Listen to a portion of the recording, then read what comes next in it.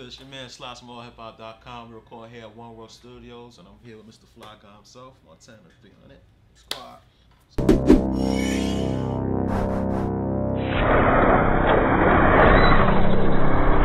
What's going on, my man? What's good with you, man?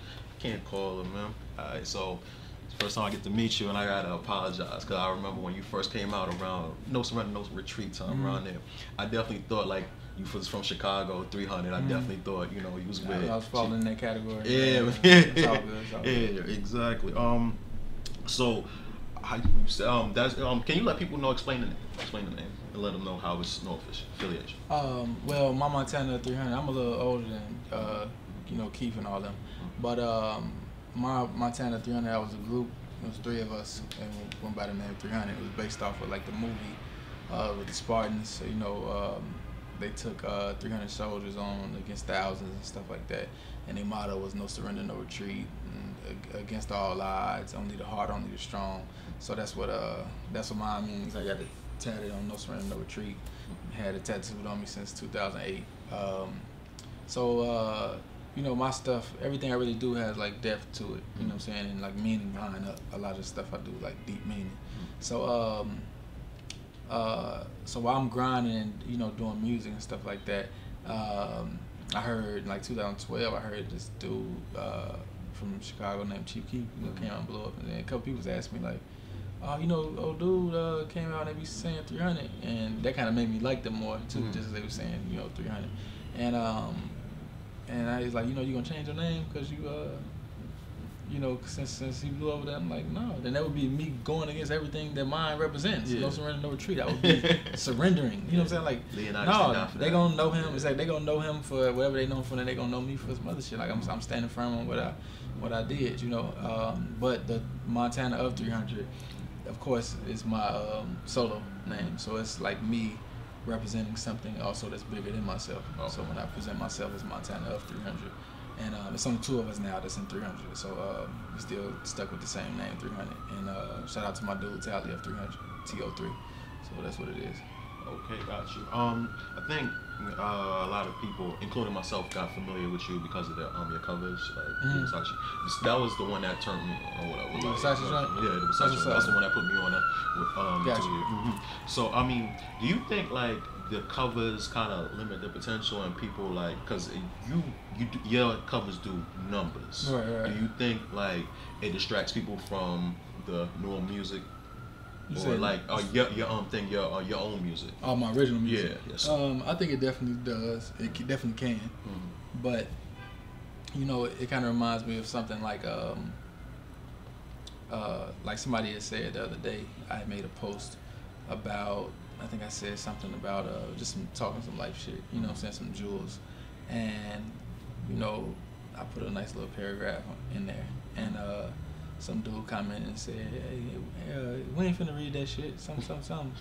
And then I seen some of my fans like attacking him like, nigga, your slow ass ain't finna read the shit. Don't say we, you know what I'm saying, or something, you know what I'm saying? Just some shit like that. So it's just certain people like that. Like when they, makes me think about Lauryn Hill song "Killing Me Softly." Like something could be so good to somebody, and it's like, this nigga is fucking killing me. Like he's still going. Like somebody could probably listen to a remix and be like, stop it at 30 seconds, and be like, he just said all this shit in 30 seconds.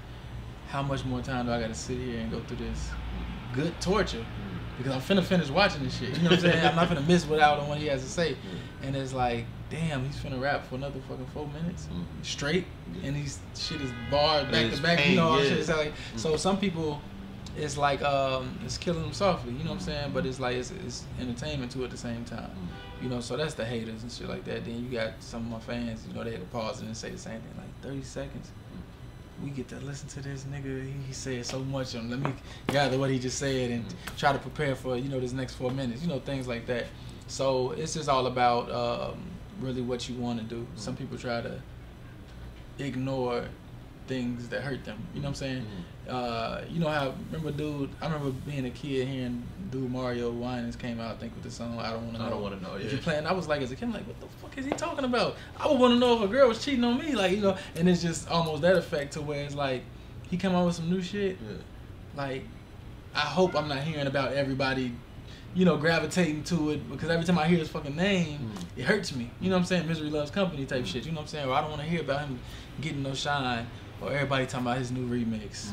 Let me go check it out. Because I don't want to be the one that didn't get to see it. Hear it. You know what I'm saying? And it's like, so it's people out there that knows I do original music, and it's like after you watch this nigga or somebody or one of the big blogs might post a snippet of Montana 300 remix, they might get in the comments and run in and be like, all this nigga do is remixes. Why he don't make his own songs? And they know I make my own songs, but it's just like, oh, I can't say he weak. I can't say he can't rap. All they got is, you know, but all this other type of shit. These covers. Exactly. So it's like, last time I heard about this nigga, that's what he was doing. So it's like, you're not checking to see if I got some original music. So this is, you know what I'm saying, this is the thing that you can try to throw out there. You know what I'm saying? Some people know better. Okay. So when somebody is no hate in their blood, it's like you're gonna look into what you listen to. Oh, let me check dude out, see what else he got going on. Oh, he got more shit like that. So it don't bother everybody. But it's the same thing. Like I made a post too about Wayne was one of my top 3 favorite rappers, and I remember, you know, back in 2007. Seeing people and hearing people say stuff like, all he do is remixes, he need to get on his own beat, blah, blah, blah, blah. And it's like, I knew, just like a lot of other people knew, like, he's going to be coming out with a Carter 3 soon. We don't have a date, but I know he's working on it, blah, blah, blah. Or the last time it got leaked, blah, blah, blah. You know what I'm saying? Things like that. But I'm like, he working. I couldn't wait till he dropped it so he could just shit on everybody that's hating. You know what I'm saying? Saying that he can't rap on his own beats. Like, if I'm rapping off a remix, what the fuck make you think I can't rap off of my own beat? Somebody else, If I'm making money, what make you think I can't get my own beats and I don't get them? You know what I'm saying? Like, just shit like that. So it's just, you got them trolls and them annoying people that's like, I can't say he can't rap. Like, what the fuck can I say? What can I complain about? Then you might have some of the same people that try to say, all Montana do is remixes. That called Lil Wayne the best rapper alive. He's did remixes for 7 years straight. And countless it's like, mixtapes. So why, you know, was he not hot? Was you complaining then? Was you one of the people complaining back then? And now you give him his props? Like, what is? So I don't understand that. Like, so I'd rather take that any day than somebody saying, oh, he whack and he can't rap. They can't say that shit. Exactly. And the numbers don't lie about it. Okay, so as far as the label Fly Guy Entertainment, how long has that been?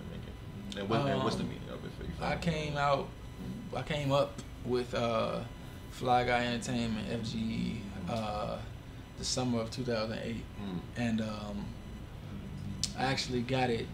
Like, so I always rapped about it and repped it. You know, I was doing my music, and I think that's how a lot of people rappers start their own little movements, is they rap about it first, and then later on, not until like 2014, that's when I actually got on my business side of shit and when made it LLC, and you know what I'm saying, got everything incorporated and stuff like that, and copyright, where it's a real thing now, you know what I'm saying.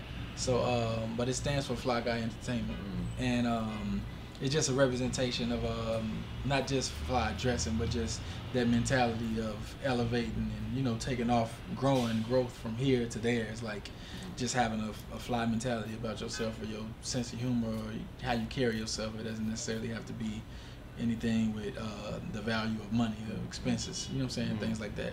Even with my clothing line, I try to make it affordable, you know what I'm saying. I can put the price up, but it's not about that with me, you know what I'm saying.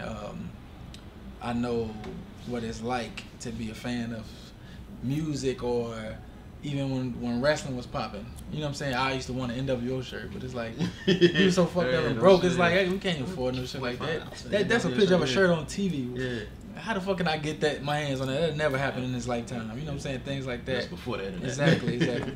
And so I just remember that feeling. So I always want to try to be able to connect with my fans. Like, even when I do the remixes, I don't get a check for that. Like, that's solely for my fans. Like I said something to them about turning their phone off. So I don't know how the fuck my phone just went off. But and I think, like I said, the connection, just having that connection with the fans and the remixes, that's really how it blew up. So it's like I always try to make sure I always can come back and do that. Even though I'm making money now with my original music, and I could be like, I'm not giving up another bar for free, because I could turn each bar into money now. You know what I'm saying? Like, I got that option, but at the same time, you know, I want to give everybody all of me while I can, and, you know, while I'm able to, because it's a lot of people out there that y'all don't know that. When you knew you had that option? I think I always knew it, But at one point in time, I wanted a record deal. Then later on, when I got smarter and understood how things go, and a lot of people's situations and masks that they wear to act like they're happy in the public, but in really they're mad at their label. They're mad, you know. They had more freedom when they was broke. You know what I'm saying? And with grinding than that they ever had. You taking more orders ever in your life since you got a record deal. You know what I'm saying? And a label don't give a fuck about you missing your son's birthday party, or you know what I'm saying, or you, your mom's in hospital, she's sick. You think you finna go take some weeks off? Like, nigga, we got shit booked for you to do. You got to go make us our money back. So they could care less about that type of shit. You care about being in your son's life. You better get his ass some tutoring in school on tour and have him tour with you, because you got to go make us our money back. So once I found that part of the game out, it was just like I knew the power that I had, and I knew what I could possibly be giving up and taking away from myself if I was to sign my rights over, you know, to a label who has worked none of the work that I've done already for myself. So I feel like the hardest part for any artist is really like just getting the exposure. And I did that really already. Of course, a label can give me more exposure, but I have enough exposure where I can go anywhere in the country, even out of country, which I've never been yet. But I get calls and emails about shows getting booked over there, but I can't go out of the country yet because of legal reasons, probation and stuff. But I can go any state and I'm gonna get recognized. You know what I'm saying? And people like, man, that nigga spitting. You know what I'm saying? That's what man, this nigga the bar low. I got people like, I got a text, Sirius Jones. You know what I'm saying? I remember watching him growing up. And you know, he like, you know, listen to this, bro. You know, I know you the bar lord, so such and such, such and such. I want to get your point of view.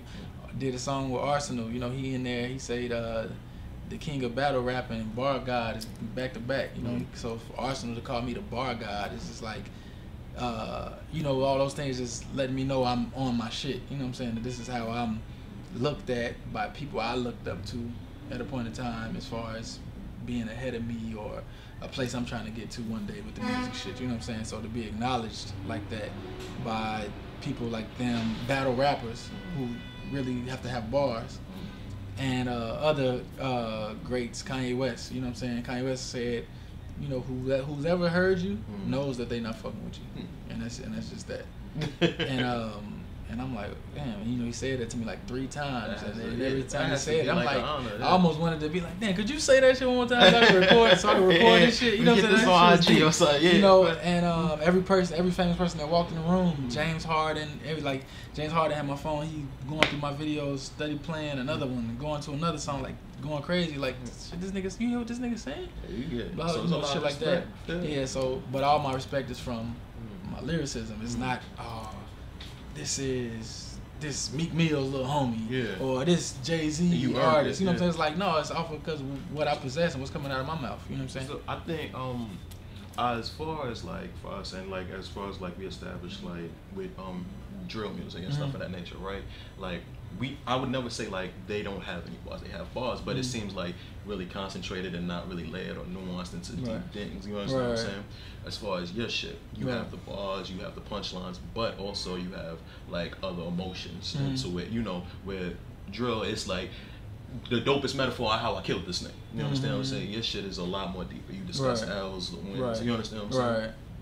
Where does that separation come from? What made you want to separate yourself from just that drill bravado? Because I was on my shit before drill even was born, really. So, like I said, I come from a time where everybody in my household was listening to Tupac. He was the most praised rapper, you know. So, unknowingly, I didn't know what the meaning of food for thought was when I was a kid listening to Tupac. So if I'm learning these words, some words I might not understand, or you know, things in life I might not know yet because I'm 8, 9 years old listening to Tupac. But I know the words. You know what I'm saying? I can sing along with them. You know what I'm saying? So that was doing something to me, even though I didn't know. Even though I'm just looking up to music, I didn't think I would be a rapper one day. You know what I'm saying? But so just having that type of influence in my life, being able to listen to rap and hip hop when there was multiple artists putting messages out and having substance, you know what I'm saying, that probably helped mold me a lot. You know what I'm saying? Having my father in my life who made me read sometimes. I remember I wanted a tape, a cassette tape of Juvenile 400 Degrees. My dad had his own tape, but I wanted my own tape where I can keep it for myself and study this. Well, yeah, that's 98. You know, not 98, 99. Yeah, I think 98. I just got my Discman around that time. And he said, I said, you know, I want to start my own collection of tapes, you know. And he was like, okay, I'll buy you that, but you have to read this book first. And the book that he gave me was the book of Emmett Till, you know. So I knew nothing about Emmett Till, and that's how I found out about Emmett Till. He's from Chicago originally, right? Yes, yes. Okay. And I actually just recently put a line about Emmett Till in one of my raps. And the line is, I said, they had me thinking the only way we can win is to ball or sell drugs or get a deal. And had me thinking that God had a favorite color. Tell me what's a white lie to an Emmett Till. So probably without my dad making me read that book, you know what I'm saying, that line probably would never be from me. You know what I'm saying? And so just things like that, like I say, things that we take in, I already had a lot of knowledge. So I always tell artists when they ask me for advice, you know, I always say, read, watch movies, watch as many movies as you can. Load your brain up with ammunition, basically. The objective is to know a lot about a lot. That way nobody can match you. If we all rappers and we all start off, we got a 40 cal, it's like, nigga, you can't match me because I have a 40 cal, I have an AK-47, I have an AR-15, I have a grenade launcher, I have a grenade. You know what I'm saying? I have not, you know what I'm saying? It's like, I'm more equipped than you. And that's just really what it is. A drill rapper came out, and you can successfully make drill at 14 years old. Having the knowledge of a 14-year-old from Chicago who probably even dropped out of school, you can successfully make a drill rap song. No one can do what I do at the age of 14 or really any age, really, to me. I don't feel like anybody's close to me, but you can't successfully, duplicate what Montana 300 does, and you're 14, 16 years old. You ain't living up at the very least. Exactly. You know what I'm saying? So that's just, it was going to be no matter what. I can go make a drill song, but you can't come do what I do. You know what I'm saying? I can live on both sides. Exactly. So Yo, I asked Twister this, and Twister looked at me like I was losing my fucking mind. So I'm gonna ask you: does Chicago know about the Brooklyn drill music scene? Brooklyn drill music scene. I think I can't speak on all of Chicago. I can say I think they're aware of it, but they might be asleep on it. But I know this. I know when the drill music came out, a lot of people were all over start hopping on that wave. You know what I'm saying? So I wouldn't be surprised to see it anywhere. I think I even seen some videos of some niggas over in London doing drill music, and it's supposed to be making some noise. You know what I'm saying? And so with that being said, if it's in New York, which is the mecca of hip hop, I wouldn't be surprised if any element of hip hop came out of New York. Honestly, that's just me. Period. You know what I'm saying? So, and based off the fact that drill music is really, to me, it's like the violent version of trap music.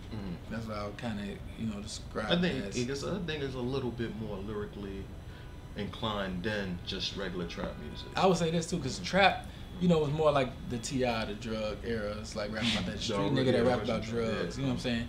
And it's like, the trap house. You know what I'm saying? It's like, okay, we call this trap music. Boom. And it's like, but we didn't see 14-year-olds. You know what I'm saying? Like, nigga, I'm the definition of trap, and I'm 14 years old. Like, no, we had T.I., it's 22.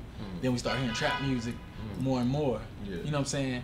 And it's like, Waka Flocka out. So motherfucker throw him in that category. He hype, we talk, saying shit like that, a little bit more violent, you know what I'm saying? But, and I think he kind of influenced the drill scene a little bit, you know what I'm saying? From dreads, the violence, but it's like, okay, we're gonna turn it up a little bit more violent. We're gonna actually show pistols in our videos. So that's why people's taking Chicago so much. Like, it's like, okay, we the murder capital now. And we got 30 niggas in this living room, and we got 30 niggas at a total of 40 guns. You know what I'm saying? It's like, so, and people see there's really killings going on, so they're taking us seriously.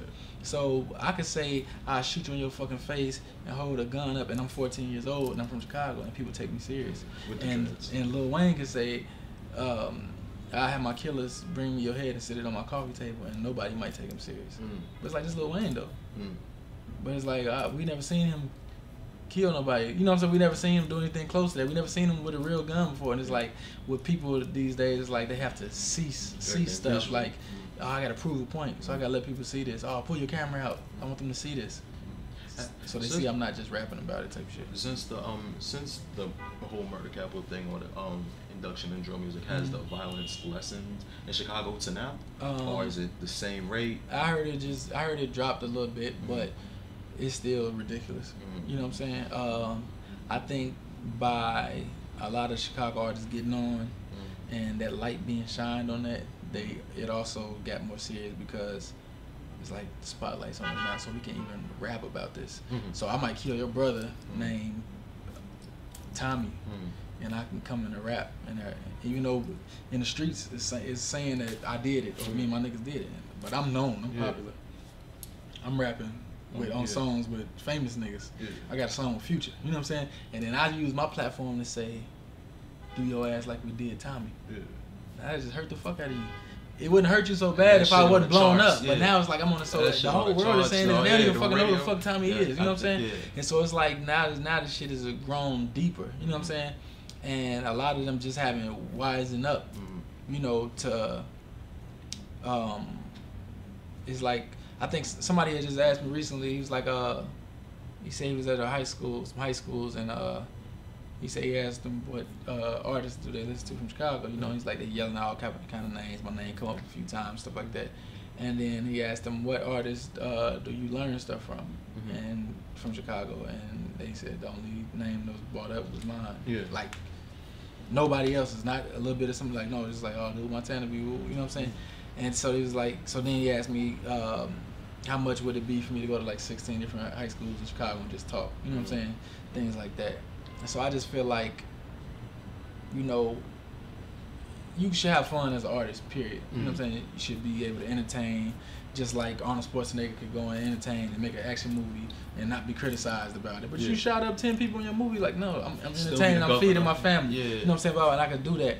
Like, so I understand that it's entertainment business at the same time, but when you are a rapper or a wordsmith, a person that's using your words, you gotta understand, like, you're teachers, people that's gonna follow you right off the bat because you seem cool or you're on their radar. You know what I'm saying? So I feel like if you've been in the game for a while and you really haven't, like, what have you given these people that you're listening to? Like, what have you given them other than nod your head or pop this Molly and do this? You know what I'm saying? How do you keep that same edge and your same fan base? Because it's just like, I can tell the motherfucker, okay, I'm rocking my daughter to sleep, and I'm the same nigga that if I hear a glass break, somebody broke in my house, I can go get my gun while my daughter's in my hand, or put her down and handle my business. You know what I'm saying?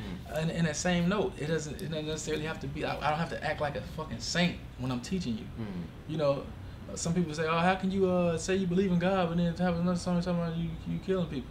You know, it's like, God killed people. It says that in the Bible. Like, what the fuck is you talking about? You know what I'm saying? God let the devil still live, supposedly, and run around, right? But he has the power to just destroy him, right? It's like, so what the fuck is you know, why God let this happen? When God do it, he got a reason. Even though you don't know the reason. But it's justified. Works in mysterious you know what I'm ways. saying? You know what I'm saying? But like, nigga, I'm not killing random fucking people. I'm talking about if a motherfucker come in my shit or, you know, try to, you know, take me out my fucking, you know what I'm saying, out my fucking element and shit like that. So it's just things like that. You gotta be aware, you know, of, you just can't be too fucking holy to where you just fucking blind to what the fuck, what type of snakes might be out there. You know what I'm saying? And it's like, even, I got the same, I say, even heaven has snakes in it. Like, I'd be a damn fool to be living around down here as if they're not here or acknowledging them. You know what I'm saying? So just shit like that. In general, though. Okay, I got you. So, as far as Montana, do you consider yourself the best bar for bar in Chicago? I consider myself the best in the world ever fucking live. Yeah. The GOAT. Yeah.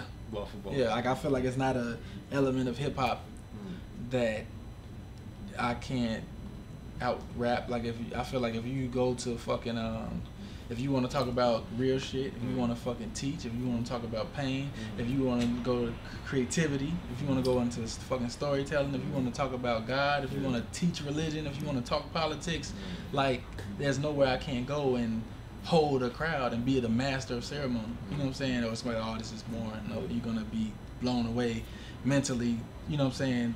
If it ain't back to back lines of creativity and wittiness and cleverness, then it's just something pure solid as something as simple as reality ain't got no sympathy. No man is a failure until he quits. True, sir. Just things like that. There's just it's not a put two and two together. It's just literally like, no, take this gem for what the fuck it is, and how much it weighs. You know what I'm saying? Things like that. So I don't feel like nobody can fucking match me all around as a rapper. I feel like, and the world knows that if you put any rapper on this beat and then put Montana of 300 on this beat, why is my remixes having more views than every other famous person who's had a fan base way before me? Why do mine keep having the most views when I don't even have a fucking machine working behind me or millionaires putting money behind me? Because you can't put these lyrics next to mine and it's not gonna weigh the fucking same. You know what I'm saying? That's why that's happening. And the internet is a beast. It's a they don't give a fuck about you. You're not my cousin. They'll be mean to you, talk shit. This is, you know what I'm saying? And it's like there's people all around the world. You go look up any video that I got and you go look in them comments and you tell me how many times you see best rapper alive, GOAT, rap god, the best one, the best version. Brother Polite? Yeah. We just recently met over the internet and he's like, dude, I heard that fucking Middle Child. He said, why you do J. Cole like that? And it's like, to me, J. Cole is the best rapper that's in the industry. Yeah. I feel like he's the top. You know what I'm saying? And I don't consider myself as being in the industry. But for him to say that about somebody who's conscious and has a lot of smarts, for him to say that, about me is kind of confirmed that I'm not just into myself and just sending myself off or just thinking that I'm delusional, I'm out of my mind, or this is one of the moments where you're supposed to believe in yourself. Like, no, it's not. If you're not there, you damn well somewhere near it. Yeah, right. So it's like it's I think I have a line too. I say all fish don't get to debate because they missing my lines. Maybe later in life when you mature, you'll get it in time. Then I say no one can ever mention bars without mentioning mine. And it's just basically shit like that. Like, I've seen people, I think Bibby had tweeted one time, Montana 300 just put 3 letters, all capital bars. Like, that's what comes to mind when you hear the name. You know what I'm saying? And that's cool, you know what I'm saying? So it's just shit like that. There was a famous Chicago rapper that once said, tweeted what Jay-Z's bars make you go, is that how you feel? He said, okay, look, I had a conversation with my friend who's Jay-Z is his favorite rapper. So, and we was talking about something, and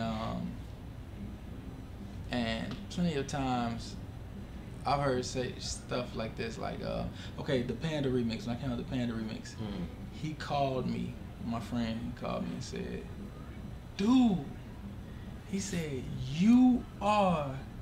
So I'm thinking, he said the most, I'm looking like, whatever props he finna give me, you know what I'm saying?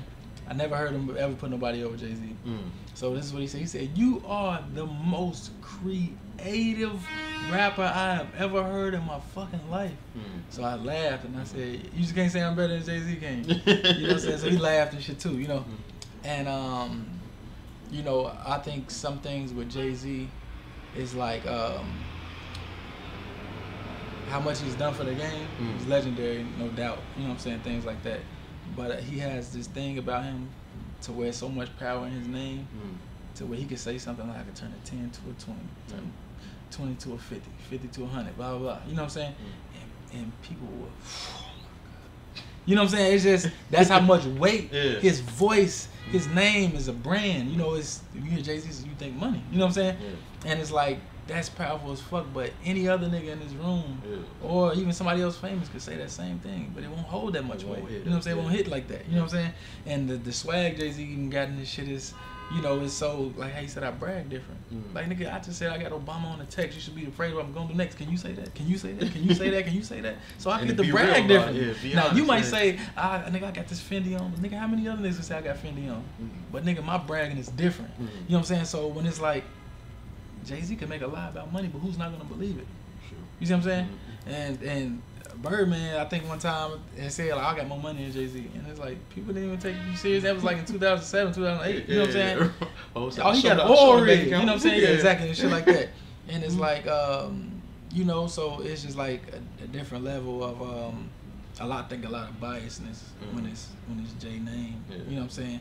And I'm not saying he don't deserve it, and it just is what it is. You know what I'm saying? Like he could make a whole verse and the world go crazy, and it don't really have to be too much creative at all, or too super clever. You know what I'm saying? It just I feel like he dropped on there and just stated facts. He said his bank account was this. He said his girl got a mansion. He said his girl got more money than you, and it's just like shit. What did you say? You know what I'm saying? But you never heard one, or you was like. No, I'm saying how many. I think it was. By the way, he's the famous Chicago rapper that tweeted it. By the way, the question. So I said, my friend, he said, make a post. He said, just ask this. Don't say whose side you on, blah blah blah. Nothing. He said, have you ever listened to a Jay-Z verse? And when he was done, he was like, that nigga's a fucking beast. That's what the tweet was. Okay, it did. Not the who. Like I know people say who. I did. I was talking to my manager one day, and the legendary verse that's super dope to me that Jay-Z did on the song Meek recently. What's free? And super dope ass verse. You know what I'm saying? So played and we on tour, was playing it, and he say the first line, and then he say the second line. So my manager the one that played it. He said, "Woo!" You know what I'm saying? So look, when he did that, I paused it. I said, I wish I could remember what the line was. I said, what did he just say when you said woo? And he was like, what you talking about? You know, I'm like, rewind it. So we listened to it. I said, so what is he talking about? He couldn't tell me what he was talking about. I said, you took it out upon yourself to say, woo! Just to guess it. But the confidence in how he delivered it, and emphasis was like, I'll just lay some heavy shit on. I just said some shit. So I'm like, that's how, look, it's a lot, there's so many people in the world that does that. And it's like, you know, because sometimes there might be certain lines, it's like, I really got to hear from the artist. Play a couple hard to know what you mean. Get you to go. Right. No, I'm not saying people don't go woo. I'm just saying, know what you're going woo for. Okay, you know what I'm understand the lyrics, get what he's saying. Yeah. Okay, speaking of Jay, while we are in the Chicago thing, there was this controversy of him in the NFL. Their first charitable initiative was in Chicago, and I think they were donating to a group called the Crushers Club or something like that, where they take pride in cutting off dreads and saying this is the beginning of a new life. Have you heard that story? I heard about it. Okay. First and foremost, how do you feel about them cutting young men's hair in Chicago as far as it being? Of course, I'm not with it at all. I don't see what's so much of a problem with me having natural hair.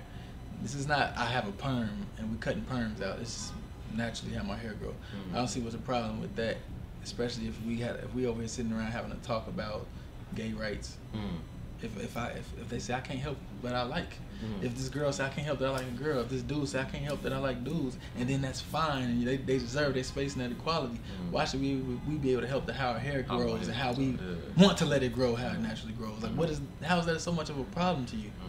You know, like, so it's just, to me, it's like they pick and choose. I just watched the Dave Chappelle stand up, and he said that, you know, the lady called him in the back and was like, you know, you said a word that you can't say on TV, and it was the word faggot. And he's like, but y'all have a problem saying I can't say nigga? Like, that's the world that we live in, bro. It's like, it's okay to be a nigga, it's okay to show you a nigga, but don't look like our stereotypical nigga in our business.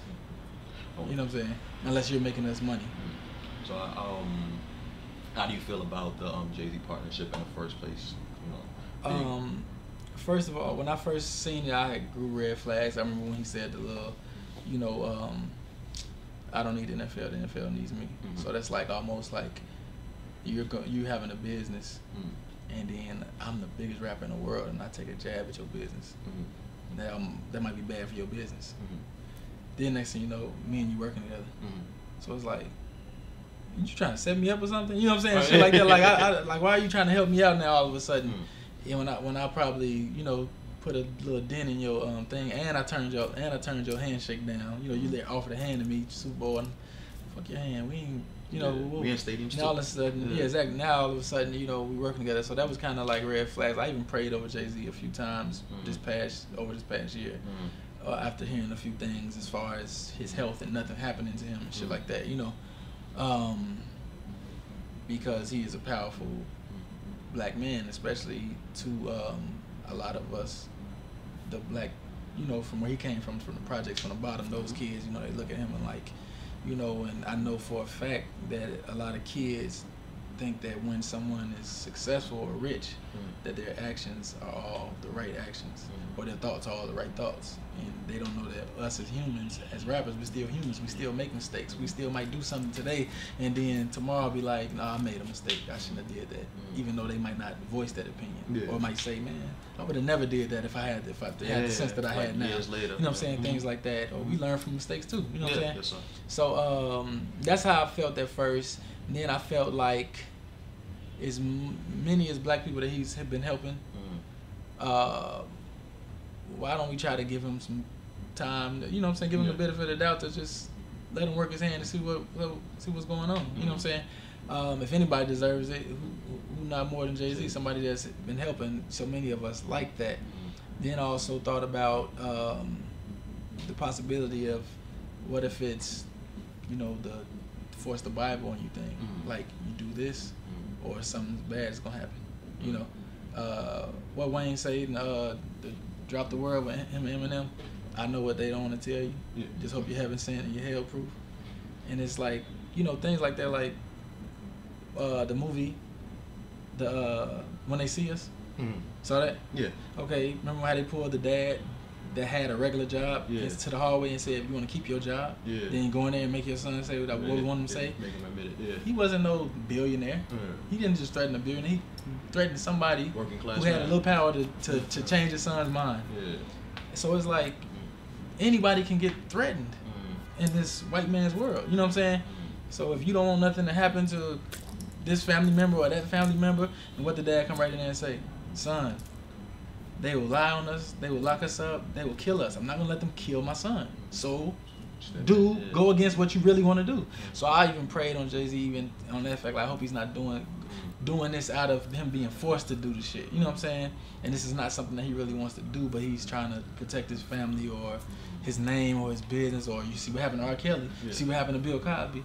Can't you imagine that being Jay-Z? He's like, oh shit, let me go ahead and just do this. You know what I'm saying? So I didn't hope that it's not shit like that and things like that. That's what a lot. Some people are coming up with that. It might be something. Right. So at the end of the day, I feel like what I think about it really don't matter, because the truth of the light is I'm on the outside looking in, and you know, I gotta walk my walk. He gotta walk his. Okay. So what's next for Montana?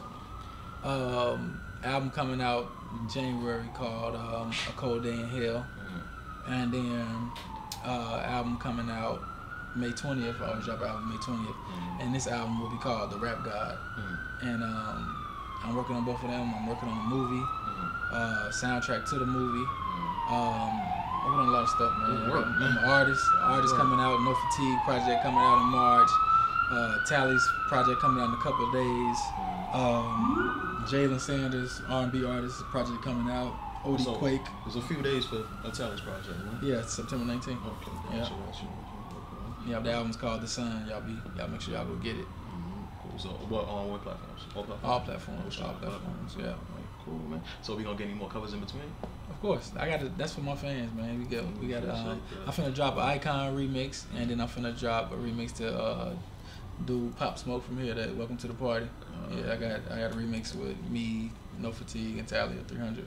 Y'all on that. So yeah. It's Brooklyn, so yeah. All right, that's what's up.